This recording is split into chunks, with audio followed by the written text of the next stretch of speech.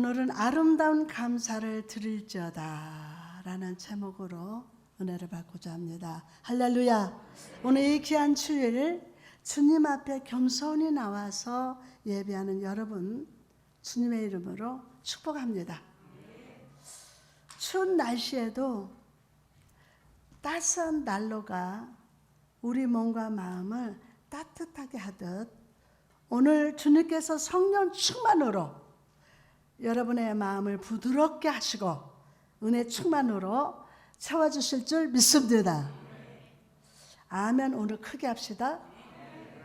부드러운 마음으로 충만한 은혜 채워주실 줄 믿습니다. 아멘.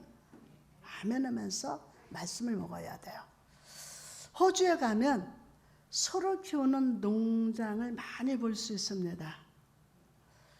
이 농장에서 소를 키우는 모습을 잘 살펴보면 먼저 넓은 초장에 소를 다 풀어놓습니다.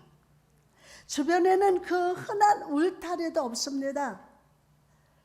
줄을 묶거나 고삐를 묶지 않는 채 그저 소를 방목해서 키웁니다. 소들은 이곳저곳 다니면서 마음껏 풀을 뜯습니다. 그런데 여러분, 과연 주인은 이 소들을 어떻게 다시 한 곳으로 모을까요? 넓은 초장을 일일이 뛰어다니면서 소들을 데려오는 것일까요?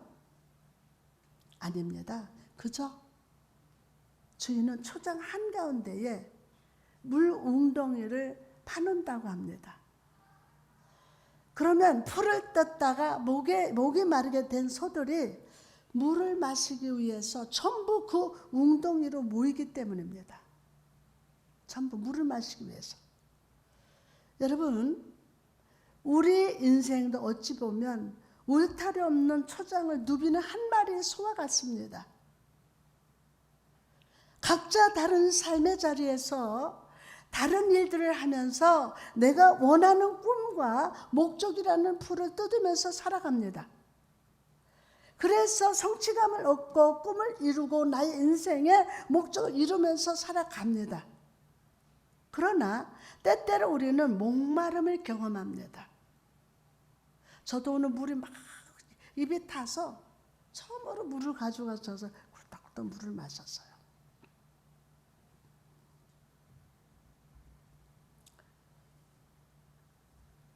세상이라는 초장에 세상에서 초장에서는 체험받을 수 없는 영혼 깊숙한 곳에서 느껴지는 영적 목마름을 경험합니다.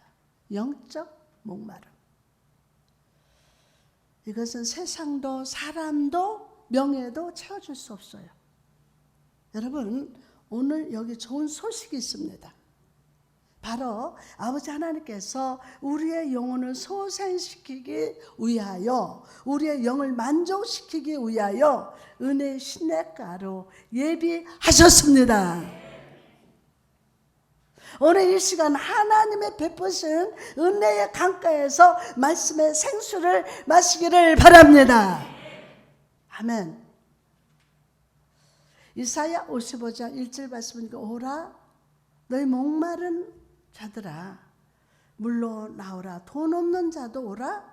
너희는 와서 사 먹되 돈 없이 값없이 와서 뭐를 포도주와 젖을 사라. 돈 없이. 요한복음 7장 37절 말씀이니까 예수께서 서서 외쳐 이르시되 누구든지 목마르거든 내게로 와서 마시라. 나를 믿는 자는 어디에서 성경의 이름과 같이 그 배에서 뭐가 생수의 강이 흘러나오리라 하시니. 오늘 여러분이 말씀의 생수를 마실 때 여러분은 인생의 목자가 되시는 주님을 만나게 될 겁니다. 뭐를 마실 때? 말씀의 생수를 마실 때 여러분 인생의 목자 되신 주님을 만나게 돼요. 그래서 오늘 꼭 여러분 말씀의 생수를 마셔야 돼요. 마셔야 돼요. 아멘. 오늘 말씀이 여러분의 심령에 부어질 때 성령 충만으로 말미암아 은혜의 생수가 넘쳐서 내 영혼을 적시고 삶을 적시고 우리 가정과 우리 교회의 성령 충만한 가정과 교회가 될 줄 믿습니다. 오늘 본문 속에서 우리는 성령의 손으로 그려진 아름다운 광경을 바라보게 됩니다. 한 여인이 귀하고 향기로운 이 향유를 주님 머리 위에 쭉 붓고 있습니다. 그려지죠? 한 여인이 귀하고 향기로운 향유를 주님 머리 위에 붓고 있습니다. 아름다운 향기가 집안 가득 채우고 있었고 여인은 감격의 눈물을 흘리면서 예수님 앞에 엎드렸습니다. 참 여러분 아름답지 않습니까? 겨울이 지나고 봄이 기지개를 필 때 온 자연의 생명으로 풍성한 광경을 바라보는 것 같습니다. 그러나 동일한 광경을 바라보는 사람들 속에서 우리는 서로 다른 시선을 가지고 있음을 봅니다. 동일한 광경을 바라보면서 서로 시선이 같질 않아요. 그럼 예수님의 머리 위에 향유를 부는 사건을 바라보는 시선들은 어떤 것들이 있습니까? 첫째로 사람들의 시선입니다. 사람들의 시선. 본문 3절에 예수님께서 베다니 나병 환자 시몬의 집에서 식사하실 때에 한 여자가 매우 값진 향유 곧 순전한 나드 한 옥합을 가지고 와서 그 옥합을 깨뜨려서 예수의 머리에 부으니. 지금 예수님은 베다니에서 사는 나병 환자 시몬의 집에 계십니다. 시몬의 집에. 시몬의 이름 앞에 나병 환자라는 별명이 붙은 것을 보면 그는 한때 불치병으로 여겼던 나병에 걸렸던 것 같습니다. 그러나 지금 예수님과 함께 있다는 것을 보면 예수님께서 시몬에게 치유의 손을 얹어주셔서 치유해 주셨다는 것을 추측해 볼 수 있습니다. 시몬은 자기가 치유받은 이 사실에 너무 감사했습니다. 그래서 예수님을 모시고 은혜 잔치를 막 베풀어요. 너무 감사해서 치유받아서. 바로 그 잔치 중간에 한 여자가 매우 값비싼 향유 한 옥합을 들고 주님께 나왔습니다. 요한복음 12장에 보면요, 이 여인의 이름이 마리아라고 소개하고 있습니다. 마리아는 주님 앞에 나가서 옥합을 깨뜨렸고 인도에서 수입한 고급 향유 나드를 주님의 머리 위에 쫙 부었습니다. 향유는 주님 온몸을 흘러서 발등으로 흘러내렸고 마리아는 자신의 머리카락으로 예수님 발을 씻었습니다. 이게 여자의 머리카락은요, 아무나 건드리면 진짜 기분 나빠요. 머리 건드리는 건 그거는 아니야. 근데 여인은 예수님의 입에 향유 옥합을 머리에 깨뜨려서 쫙 붓고 그게 몸으로 흘러서 발로 내려가니까 자기 생각했을 때 머리가 길었던 것 같아. 그러니까 그 머리카락으로 예수님 발등을 씻었어요. 참 정말 아름다운 모습이에요. 그런데 이 아름다운 장면을 바라보면서 흥분하고 분노하는 사람들이 있었어요. 이 아름다운 장면을 보면서.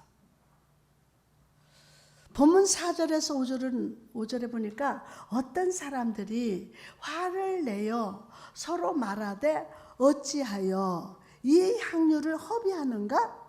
이 향유를 300데나리온 이상에 팔아서 가난한 자들에게 줄 수 있었겠도다 하며 그 여자를 책망한지라.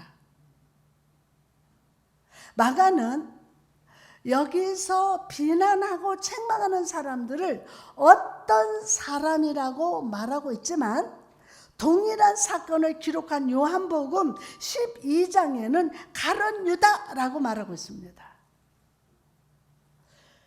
그럼 왜 마가는 가룟 유다가 아니라 어떤 사람들이라고 기록했을까요?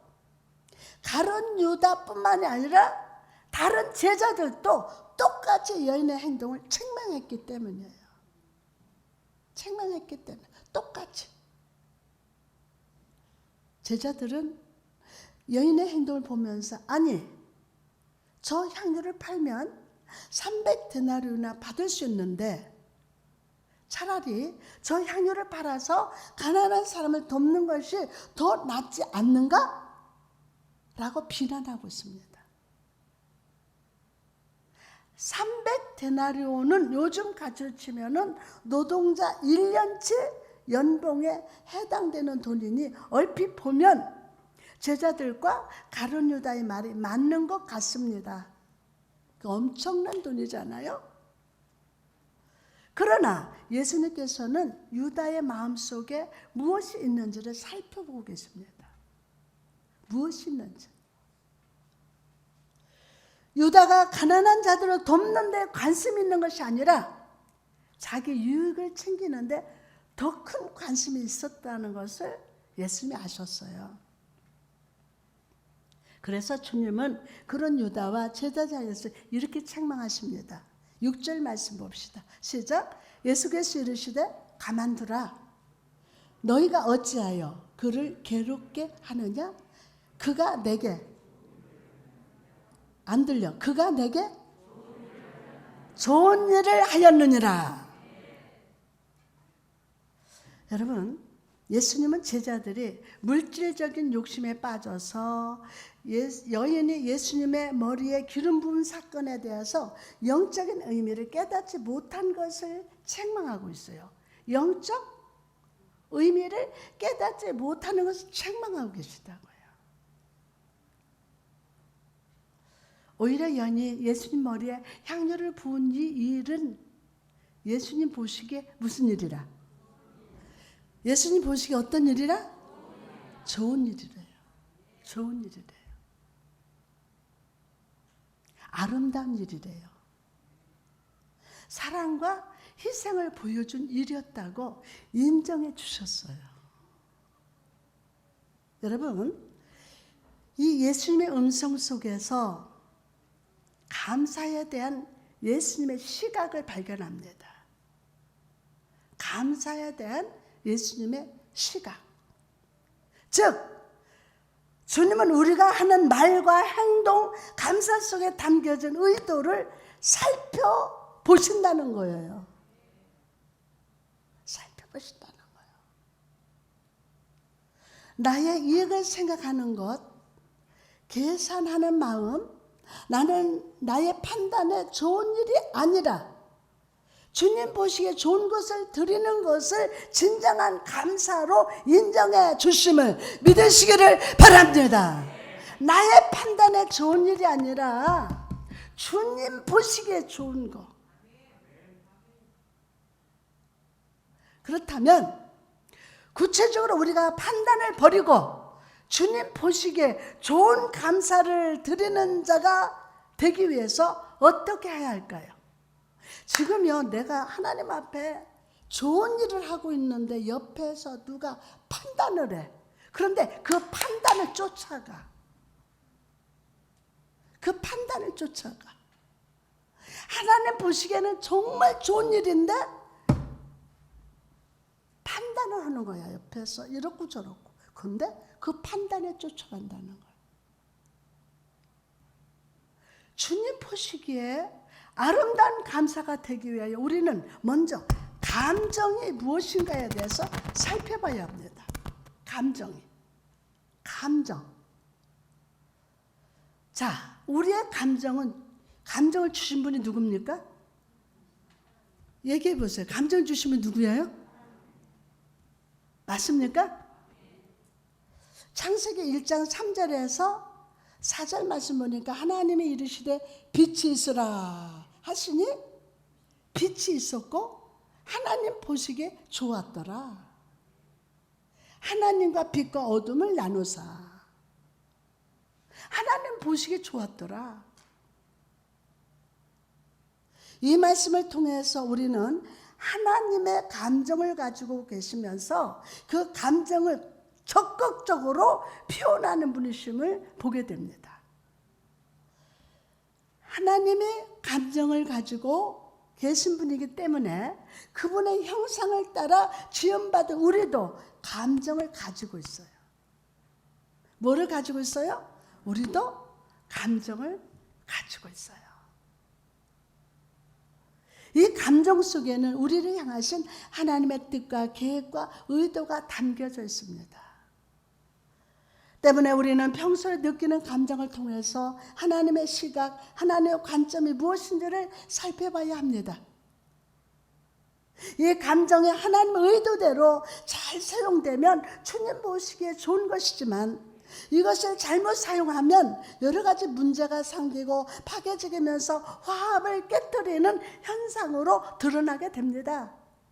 드러나게 돼요. 이런 감정을 잘못 사용하는 구체적인 예가 바로 판단입니다. 판단. 성경은 우리에게 판단하지 말라 분명히 가르치고 있습니다. 판단하지 마라. 마태복음 7장 1절에서 2절 말씀 보니까 비판받지 아니하려거든 비판하지 말라. 너희가 비판한 그 비판으로 너희가 비판을 받을 것이요 너희가 헤아리는 그 헤아림으로 너희가 헤아림을 받을 것이니라. 너희가 여기서 비판은 헬라어로 크리네테라고 하는데 이것은 재판장이 되어서 판결한다라는 뜻입니다. 모든 감정은 하나님의 뜻과 의도대로 사용돼야 하는데 하나님의 뜻이 아니라 내 뜻이 앞서 나가고 내 의도를 앞세우다 보면 판단하게 됩니다. 아니 나한테 자신한테도 자기가 판단해요. 하나님의 감정이 하나님 말씀이 내게 임하면 내 스스로 판단해요.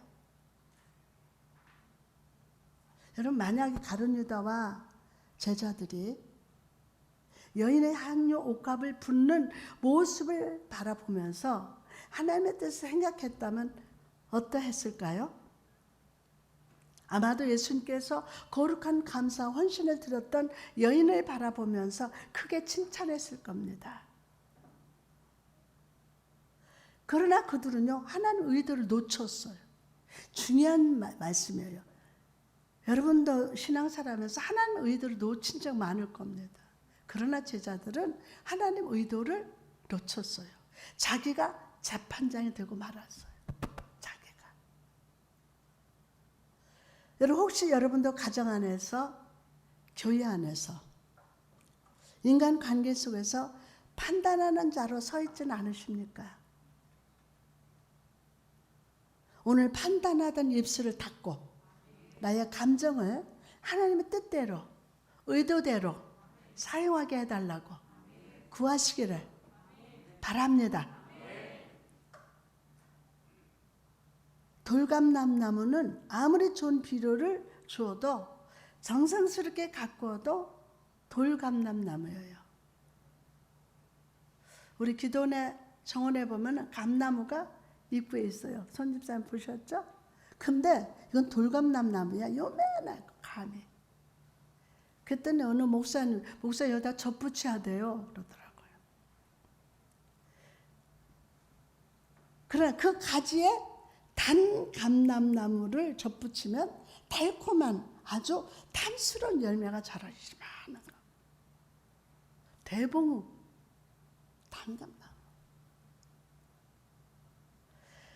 이처럼 죄로 얼룩진 영혼,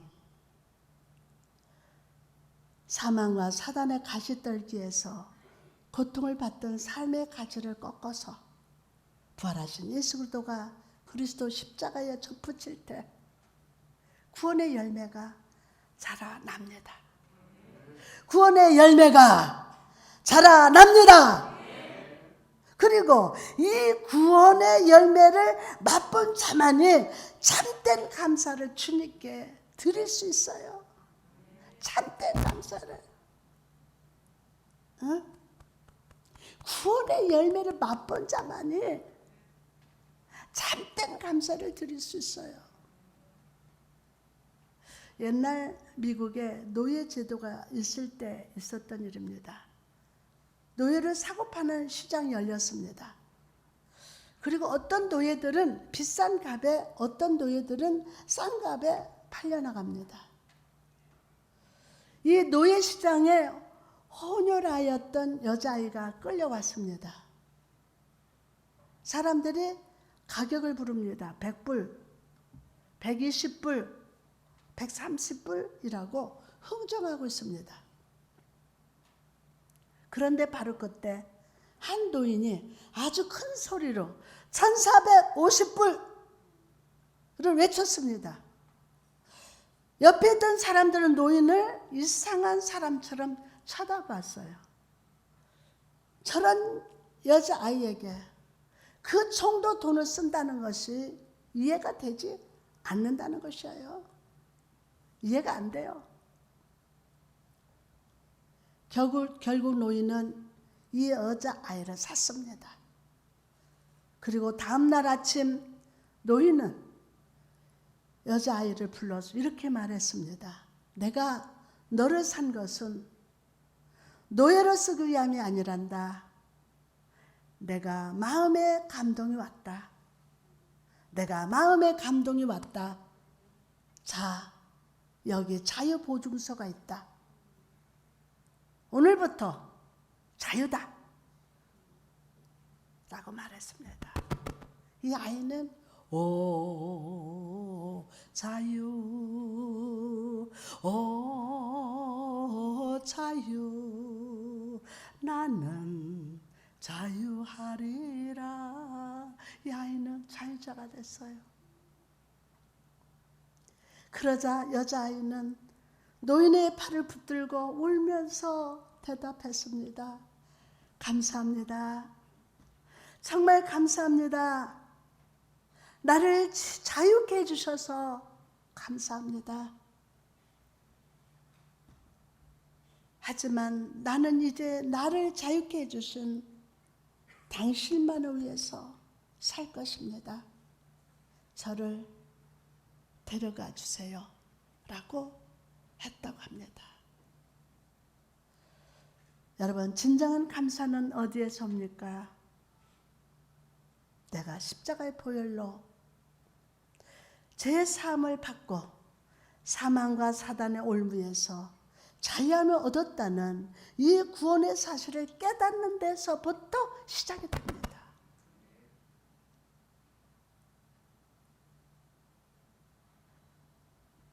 어제 제가 권사님 한 분한테 전화를 했어요. 권사님, 항상 하나님이 함께 하신대요. 그랬더니 막 전륜이 마음에 이게 막 소름 끼치는 것만한 전륜이 쫙 하면서 울먹이는 거예요. 왜 그래요, 권사님? 이게 막 그 감동이 오는데 그 전기 막 찌릿찌릿하듯이 막 이게 오더라는 거예요. 여러분, 정말 내가 예수님은 내 죄 때문에 죽으셨고 부활하셨고 부활하신 분은 하나님이시고 하나님은 나의 주인이시고 나의 왕이십니다. 내가 십자가의 보혈로 제3을 받고 사망과 사단의 올무에서 자유함을 얻었다는 이 구원의 사실을 깨달을 적다. 그때부터 진정한 감사가 나오는 거예요. 향료 옥합을 부었던 마리아를 보시기 바랍니다. 그녀가 이렇게 옥합을 깰 정도로 감사했던 이유가 무엇입니까? 예수 그리스도께서 주신 구원의 은혜가 너무 감사했기 때문이 아닙니까? 너무. 여러분, 저는 오늘 여러분의 변질되었던 감사가 변화되기를, 치료되기를 축복합니다. 축복합니다. 하나님이 내 삶에 축복을 주시고 문제를 해결해 주시고 병이 치유됐기 때문에 감사는 이런 조건적인 감사를 넘어서서 죄인이었던 나를 구원하신 예수님, 하나님의 자녀 삼아 주셔서 아버지의 보좌 앞에 나갈 수 있게 하신 이 크신 은혜를 최선을 다해서 감사하는 자가 되시기를 주 예수의 이름으로 축원합니다.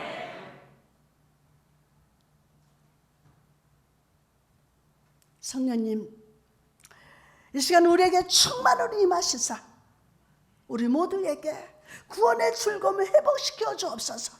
구원의 즐거움을 회복시켜 주옵소서. 구원의 즐거움을 회복시켜 주옵소서. 주님 보시기에 아름다운 감사가 되게 하옵소서.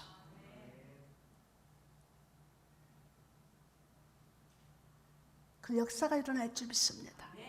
다음으로, 그럼 예수님 머리 위에 향유를 부은 사건을 바라보는 또 다른 시선은 무엇입니까? 두 번째로 예수님의 시선입니다. 예수님의 시선. 제자들이 여인을 향해서 귀한 향유를 낭비하고 있다고 책망할 때 예수님은 오히려 여인의 편에 딱 서주셨어요. 여인의 편에. 그리고 이렇게 말씀하십니다. 본문 6절에 보니까 예수께서 이르시되 가만둬라. 너희가 어찌하여 그를 괴롭게 하느냐? 그가 내게 좋은 일을 하였느니라.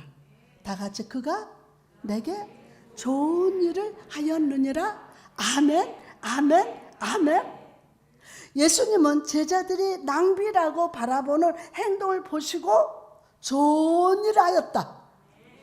좋은 일이 있으리라, 많이 있으리라. 좋은 일을 하였다. 우리말 성경에는 좋은 일이라고 되어 있지만 원어 성경을 보면요, 칼론 에르곤이라고 단어가 쓰여져 있습니다.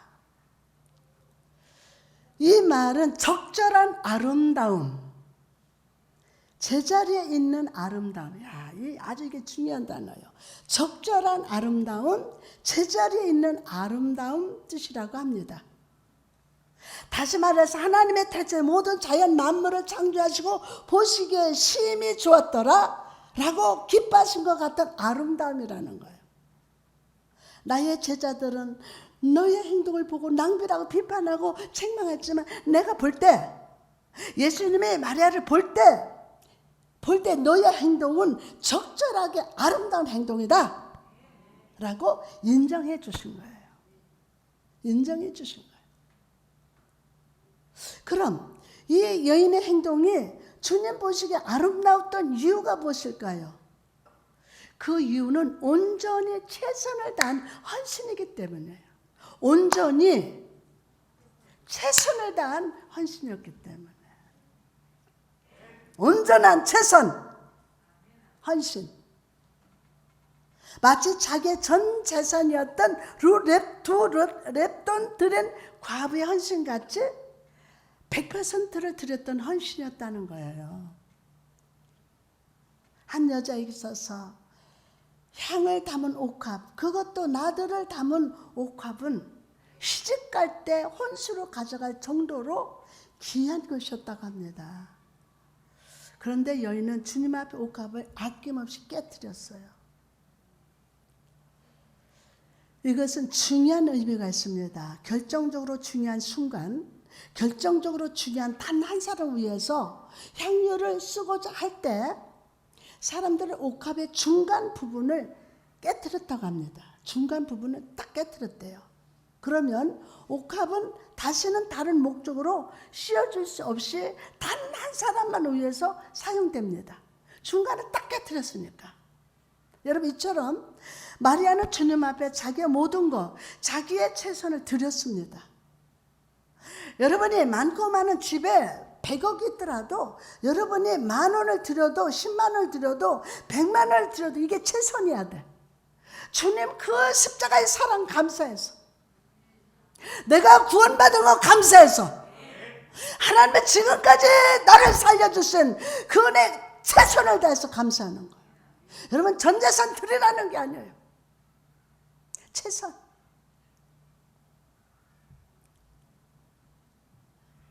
예수님께서는 그녀의 헌신의 의미를 아시고 좋은 일을 하였다고, 아름다운 일을 하였다고 칭찬해 주셨어요.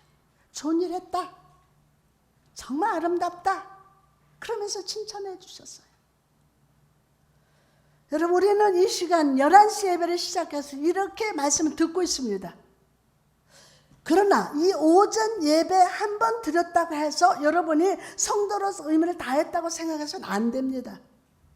나의 일주일의 첫 시간을 드리면서 주님이 내 모든 시간의 주인이심을 인정하고 고백하는 시간이 바로 이 예배 시간인 줄 믿습니다.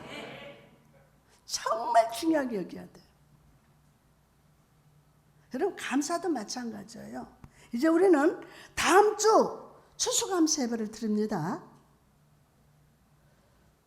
감사주일이라고 습관적으로 예물 드리고 마음 없이 드리지 마십시오. 하나님의 감동 주신 감정, 이것 따라서 판단하지 말고 감사하세요. 습관적으로 추수감사 예배니까 여러분이 여기에다 과일을 사다 놔도 아까워하면서 하지 마라. 없는 게 나서 저 감사해서 물을 하나 갖다 놓더라도, 배추 한 포기를 갖다 놓더라도 너무 감사합니다. 오늘까지 내 삶을 복주시고 열매 맺게 하시고 기쁨으로 단을 거두게 하신 하나님, 그 하나님의 내게 속한 모든 것에 주인이심을 고백하는 마음으로 감사합시다. 아프리카 선교사였던 리빙스턴이 한 부족의 추장을 전도했습니다. 추장은 예수님을 영접하고 너무 기뻐서 자신의 마음을 표현하고 싶었습니다. 그래서 추장은 곱게 빻은 밀가루를 가지고 선교사님을 찾아갔습니다. 선교사님, 내가 예수 믿고 나니 너무 기쁩니다. 하나님께 감사드리고 싶어서 밀가루를 가져왔습니다. 굉장히 소중한 거예요, 그때. 그러자 선교사님은 죄송하지만 하나님께서 밀가루 정도는 만족하지 않으십니다. 다음날 추장은 100마리를 가지고 왔습니다. 그러나 하나님은 100마 정도는 만족하지 않으십니다 라고 대답합니다. 기대는 마음으로 찾아왔던 추장은 얼굴이 구겨진 표정으로 집으로 들어갔습니다. 얼마 후에 추장은 다시 선교사님께 갔습니다. 선교사님, 이번에는 머리에 꽂는 머리핀을 가지고 왔습니다. 이 핀은 추장의 권위와 명예를 상징하는 거래요. 이것을 하나님께 드리겠습니다. 그러자 선교사님 고개를 저으면서 아마 하나님이 그 머리핀도 안 받으실 겁니다 라고 했습니다. 추장은 화가 났습니다. 아니 선교사님, 제가 도대체 뭘 드릴 수 있다는 말씀입니까? 이 머리핀도 안 되면 남은 것은 나밖에 없어요. 나라는 사람밖에 없습니다. 머리핀도, 추장의 권위, 이것도 안 받으려면 나라는 사람밖에 없습니다. 그제서야 선교사님 웃으면서 맞습니다. 하나님은 바로 추장님 자신을 받기를 원하십니다 라고 했다고 합니다. 여러분, 예수 그리스도는 우리를 죄와 사망에서 구원하시기 위하여 십자가에서 그분 자신이 깨진 옥합이 되어 주셨어요. 자신의 존재를 깨뜨리시면서 죄를 짊어지시고 보혈을 흘려주셨습니다. 그래서 우리는 주님은 나의 주인이요 왕이요 아버지요 부활의 주님으로 임마누엘로 함께 거하고 있습니다. 주님이 그분의 몸을 찢어 구원의 옥합을 깨뜨리셨다면 이제 우리가 주님 앞에 우리의 옥합을 깨뜨려야 돼요. 내 시간의 옥합을 깨뜨리고 나의 만족과 유익을 위해서 사용했던 물질이란 옥합도 깨뜨립시다. 내 육체, 내 가정, 내 자녀, 나의 사업을 위해 사용했던 바로 나라는 존재를 깨뜨려 주님의 머리 위에 부어드립시다. 부어드립시다. 그럴 때 주님께서 여러분의 그 헌신을 보시고 너는 나에게 좋은 일을 하였다. 너는 나에게 좋은 일을 하였다. 적절히 아름다운 헌신을 하였다고 인정해 주실 줄 믿습니다. 여러분의 헌신과 감사의 향기가 교회를 넘어서서 여러분의 가정과 모든 관계 속에 구원의 향기로 퍼져 나가게 될 줄 믿습니다.